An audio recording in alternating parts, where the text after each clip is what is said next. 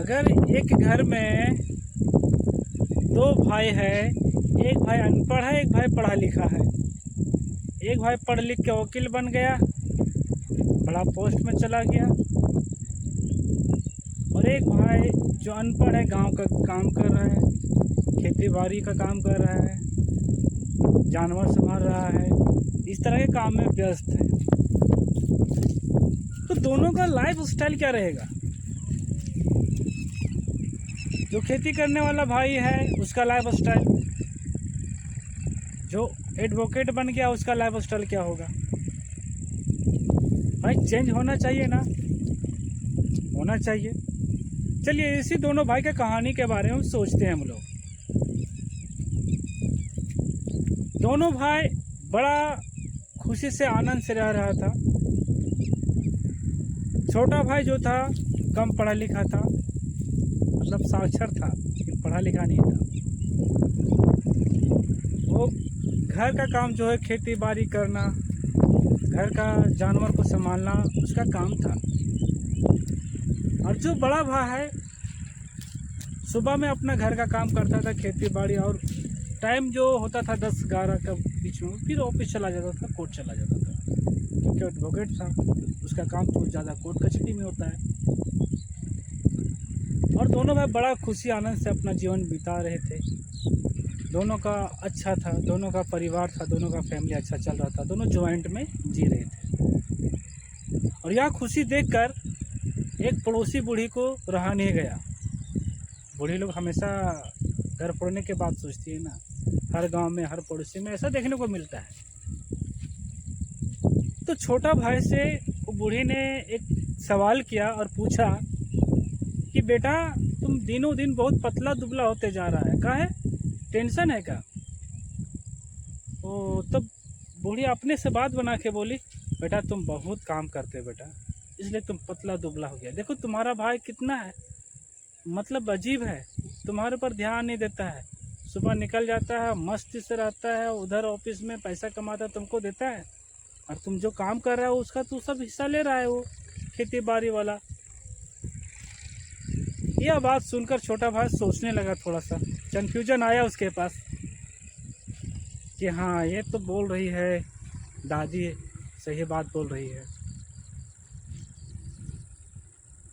और वो अपने बड़ा भाई से घर जाकर पूछा कि भैया आप जो है सो जाते हैं वकील करते हैं, वकालत करते हैं, वापस आते हैं, घर का काम नहीं करते, अपना सैलरी कुछ देते नहीं है, और हम जो काम करते दिन भर आप उसमें मतलब अपना आपका परिवार चलता है, जीते खाते हैं, ऐसे कैसे हो सकता है?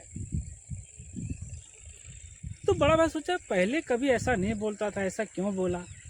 कुछ तो है बात, जरूर कुछ तो है बात।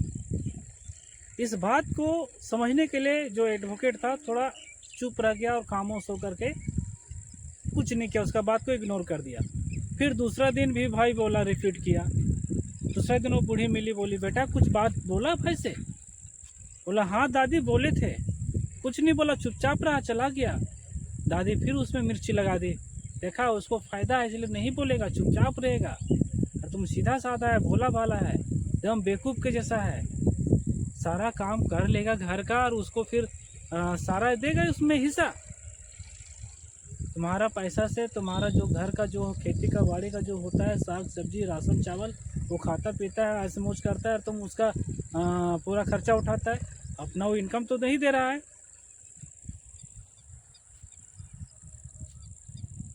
ये बात सुना फिर उसका दिमाग घूम गया, और फिर दूसरा दिन भाई से रिपीट किया।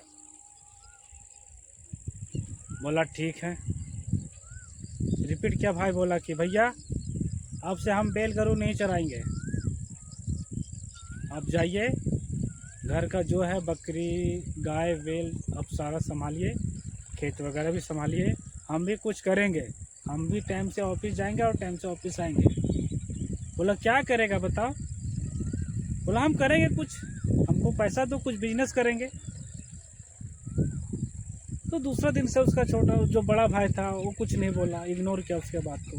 घर का जो भी काम था वो करके जाता था अपना ऑफिस, और शाम में आकर के फिर करता था काम। और उसको बिजनेस करने के लिए उसको पैसा दे दिया 5 लाख रुपया। वो 5 लाख ले करके वो अनपढ़ भाई वो बिजनेस करने के लिए निकला। वो रास्ता में निकल गया, वो 5 लाख ऐसे जेब में पकड़ लिया। वो रास्ता में जाकर बोल रहा है आदमी से, मेरे पास 5 लाख है, हमको बिजनेस करना है भैया, क्या बिजनेस करें, पूछ रहा है लोगों से। और दूर रास्ता में जाते हुए ताश खेलता हुआ कुछ झुंड दिखाई दिया और वो लोग के पास जाकर बैठ गया और वो लोग से बोलने लगा कि मेरे पास पॉकेट में 5 लाख है, हमको बिजनेस करना है, क्या बिजनेस करें। अब जो जुआरी है, जो ताश खेलेगा भैया, तो बिजनेस ही तो करता है, वो लोग अच्छा बिजनेस करता है। बोला अच्छा बिजनेस करना है, बोला हाँ बिजनेस करना है। बोला ताश खेलना आता है, इसमें भी बिजनेस होता है। वो भी देख रहा था कि पैसा का राउंड चल रहा था, ताश का राउंड चल रहा था, लोग खेल रहे थे, खेल में कोई हार जीत हो रहा था, पैसा उधर जा रहा था, पैसा इसके पास आ रहा था। तो जो जुआड़ी था उसके बीच में राउंड हो रहा था सारा चीज़। वो देखा कुछ देर, उसको लगा कि हाँ ये बिजनेस बहुत बढ़िया है। बोला कि बहुत पैसा कमाएगा अगर इसमें बिजनेस में लगाएगा तो। ताश खेलना आता है? बोला नहीं, ताश खेलना तो नहीं आता है। नहीं आता तो कोई बात नहीं, एगो हम कहानी बोलेंगे, उस कहानी में टोक दिया तो तुम्हारा पैसा मेरा, अगर नहीं टोका ये टोटल पैसा मेरा वाला तुम्हारा, ये बिजनेस रहा। तो जुआड़ी बड़ा चालाक था, वो कहानी बोलना शुरू किया और इसका काम था, कंडीशन ऐसा था कि टोकना नहीं है। तो जुआड़ी लोग था, वो लोग कहानी निकाला कि एक ज़माना था, बहुत अकाल हुआ था, और जो अकाल था वो मतलब कोई धान वगैरह चावल वगैरह नहीं हुआ था, लोग भूख से ही मर रहे थे। उस टाइम मेरा बाप ने आपके बाप कुत्ता को चावल दिया, धान दिया, आपका बाप कुत्ता अभी तक पैसा वापस नहीं किया। ऐसा शब्द बोला, किसी के बाप के बारे में आप शब्द बोलेगा तो गुस्सा आएगा, वो टोक दिया। अब टोक दिया तो बोला हार गया तुम भाई, अब पैसा जो है सो अब दो, अभी 5 लाख हार गया। अब शाम में घर लौटा, जब शाम में घर लौटा तो भाई ने पूछा बिजनेस किया? कुछ नहीं बोला, क्योंकि सारा पैसा तो नुकसान करके आया था, चुपचाप रहा। दूसरे दिन अपने भाई को बोला कि 5 लाख लेके हम जा रहे थे वहाँ, और 5 लाख जो है सो ले करके वहाँ बैठे और बोले बिजनेस करना है। वो लोग को बताए, वो लोग बिजनेस बता रहा था, कहानी बताया और कहानी बोला कि उसमें टोकना नहीं, टोकेगा तो पैसा हमारा और नहीं टोका तो तुम्हारा। हम बीच में टोक दिए, पैसा जो है सो मतलब ले लिया पूरा, हम हार गए पैसा। वकील का भाई था, वकील बोला अच्छा तुम हार गया, क्या करेगा, और बिजनेस करना है, पैसा और चाहिए?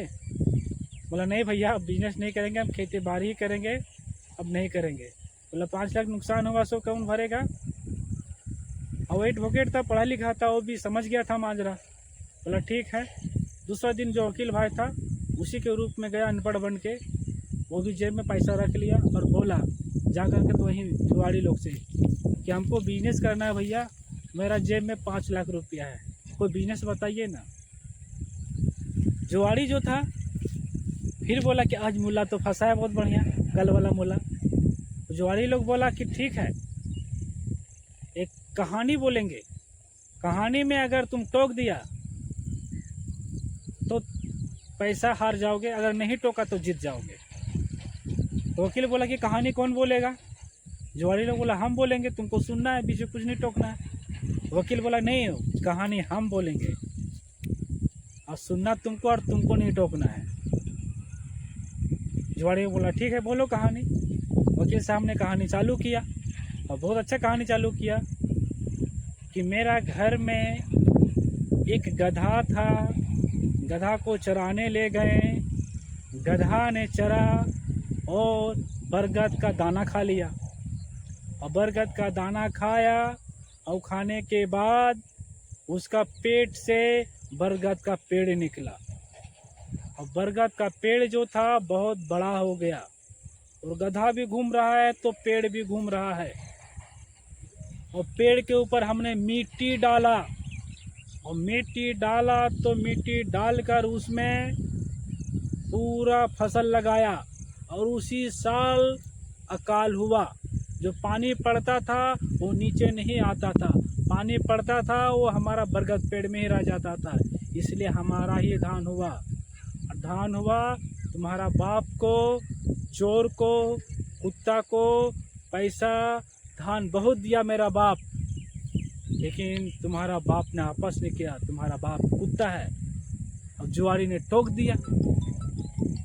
जब जुआरी ने टोक दिया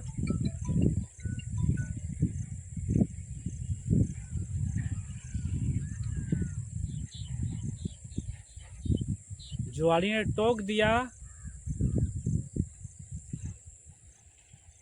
बोला कि मेरा बाप को गाली दे रहा है, ये कैसे है, मेरा बाप को कैसे गाली देगा? तो दिया है मेरा बाप ने तुमको धान चावल खाने के लिए, हमारा घर का नमक आया है, तो गाली क्यों नहीं देंगे? तुम्हारा बाप तो कुत्ता है। अब जब टोक दिया तो शर्त हार गया, और जो 5 लाख रुपया था अपना भाई का जो हारा हुआ, ये वकील भाई जो पढ़ा लिखा था वो पैसा वापस लेके चला आया। इस कहानी से हम क्या सीखते हैं? इस कहानी से हम ये सीखते हैं कि हमारा जितना कैपेसिटी है उतना ही हमको सोचना चाहिए, उतना ही काम करना चाहिए। कहावत है ना, जितनी चादर उतनी पाँव फैलाना चाहिए। हम लोग क्या करते हैं कि उम्मीद से ज़्यादा कुछ सोचते हैं, उम्मीद से ज़्यादा कुछ करना चाहते हैं, और इस कंडीशन में हम लोग फंस जाते हैं। और फंसना नहीं है। इस कहानी से सीख मिला हमें कि कभी दूसरों के बात में लगना नहीं चाहिए, अपनों से उलझना नहीं चाहिए, फैमिली को कभी तोड़ना नहीं चाहिए। बहुत बहुत धन्यवाद।